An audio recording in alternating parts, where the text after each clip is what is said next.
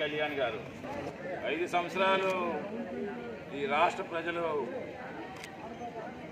ప్రభుత్వాన్ని దగ్గరుండి 2 కళ్ళు మాదిరిగా చూసుకోవాలి, ప్రజలందరినీ మీ పిల్లల మాదిరిగా కష్టం లేకుండా రైతులకైనా మత్స్యకారులకైనా ఆటో కార్మికులకైనా అటు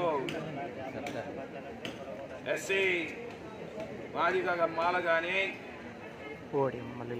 అలాగే మత్స్యకారులు కానీ ఇలాగ అన్ని కమ్యూనిటీస్ని కూడా కష్టం లేకుండా చూసుకోమని చెప్పేసి ఎవరైనా సరే గవర్నమెంట్ ఇస్తారు. అది రాజ్యాంగం. బాబాసాహెబ్ అంబేద్కర్ మనకి ఇచ్చిన రాజ్యాంగం హక్కు కూడా ఈ 5 సంవత్సరాలు వేలాలని చెప్పేసి చెప్పినటువంటి మాటలు అన్నమాట ఇవన్నీ కూడా. ఇప్పుడు ఉండే టీడీపీ వాళ్ళు 6 వాళ్ళు గెలిచారా? పవన్ కళ్యాణ్ ఓటు వాళ్ళు పడలేదా? ఏం భరత్కి పడలేదా? పడలేదండి.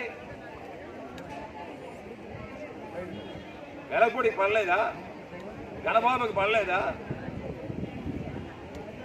ఒక మీ డిప్యూటీ సీఎం వస్తేనే హానర్ చేయలేకపోతామన్నారే, ప్రోటోకాల్ చూపించలేకపోతున్నారే.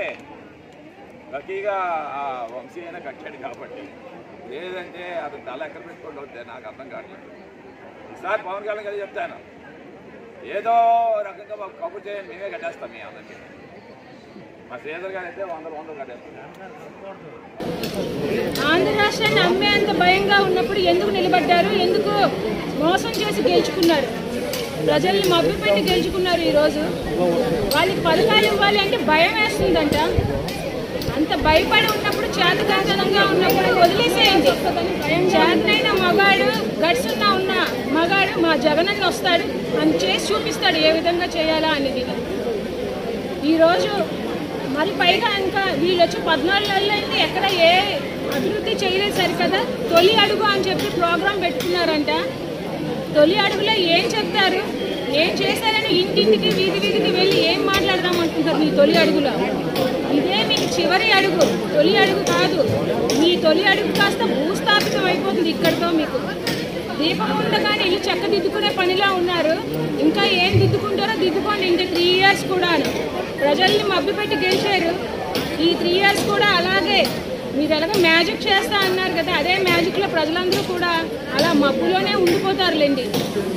మరి ఈ 3 ఇయర్స్ కూడా మీరు మీ జేబులకి పని చెప్పండి, మీ చేతులకి మీ అకౌంట్లకి పనులు చెప్పండి. మరి మనకి మంచి రోజులు రాబోయే 3 సంవత్సరాల్లో జగనన్న వస్తారు. ప్రతి ఒక్క పేద కుటుంబంలో మళ్ళీ దీపం వెలుగుతుంది.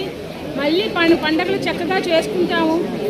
మరి జగనన్న రావాలి, మన జగనన్న వస్తేనే మనకి మంచి జరుగుతూ ఉందని ప్రజలందరికీ ఒకసారి తెలియజేస్తూ, అలాగే ఈ కూటమి ప్రభుత్వం ఎంత కుంటి ప్రభుత్వం అనేది త్వరలో మేము కూడా వీధుల్లోకి వస్తాము.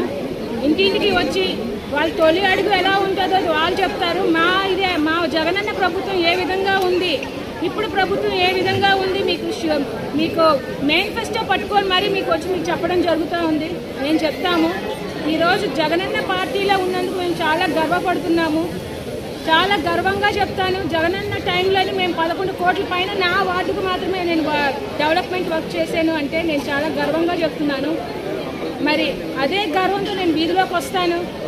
నా 41వ వార్డులోని ఇప్పటి వరకు ఎలాంటి అభివృద్ధి పనులు అయితే ఈ కూటమి ప్రభుత్వం వచ్చినంత ఎక్కడా జరగలేదు. నేను స్టార్ట్ చేసి ఉన్న నా కౌన్సిల్ ద్వారా తెచ్చుకున్న అమౌంట్ బడ్జెట్ ద్వారా జరిగిన పనులే తప్ప ఇప్పటి వరకు కూటమి ద్వారా ఎక్కడ ఏ అభివృద్ధి పనులు జరగలేదు. ఆ ఒక్క ముక్క చాలు ఈ కూటమి ఎంత కుంటిదో అని చెప్పడానికి. అలాగే మా అధ్యక్షులు కేకే రాజు గారికి, నా తోటి మిత్రులు పెద్దలందరికీ మార్గదర్శనం ఇచ్చి పదవుల్లో ఉన్న వాళ్ళందరికీ నా నమస్కారాలు తెలియజేస్తూ,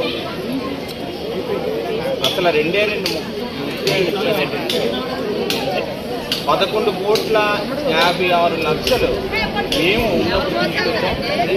అక్కడి నుంచి ఈ రోజు వరకు మేమేదైతే తీసుకొచ్చామో అదే వచ్చారు, హామీలు ఇచ్చారు. కానీ ఎమ్మెల్యే గారు ఈ రోజు వరకే మా ఎమ్మెల్యే అంటే వాసుపల్లి గణేష్ కుమార్ అనే తెలుస్తుంది. కానీ ఇక్కడ ఎమ్మెల్యే ఎవరున్నారు మాకు తెలియదు. మాది ఇది ప్రజాప్రభుత్వం, ఎవరు అడ్డేది లేదు.